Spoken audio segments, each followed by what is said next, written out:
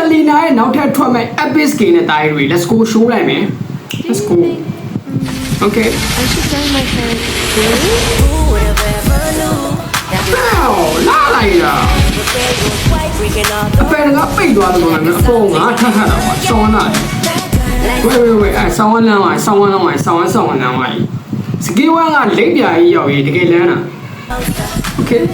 ဟုတ်တယ်လိပ်ပြာတုံညာ epic skin ရောဟုတ်ရဲ့လားအဲ့ကြီး epic skin ရောဟုတ်ရဲ့လားတိုင်း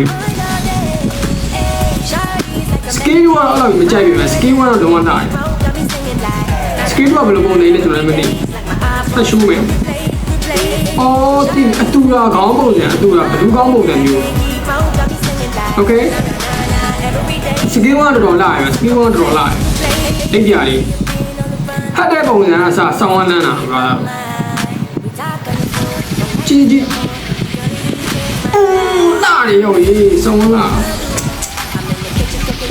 တွေ့လားစကီဝမ်ပြီးဝမ်ဟတ်လိုက်တဲ့ပုံစံကြီးကအပယ်တကားပိတ်သွားပုံစံဆောင်းဝမ်းမိုင်တွေက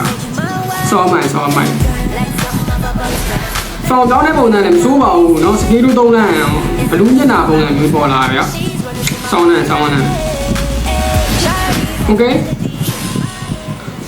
ပြောင်းလိုက်ရင်အဲ့လိုမျိုးလိမ့်ပြိုင်ပေါ်လာပုံစံကြီးပေါ်လာရင်ဆောင်းဝမ်းမိုင်ပါဖတ်ပဲဒီကင်းဆောင်းဝမ်းလန်းနဲ့ဒီစကီဆောင်းဝမ်းလန်းတွေပါလားဆောင်းဝမ်းလန်းနဲ့ဘရော့ဖတ်မှာလေဒီစကင်းอ่ะ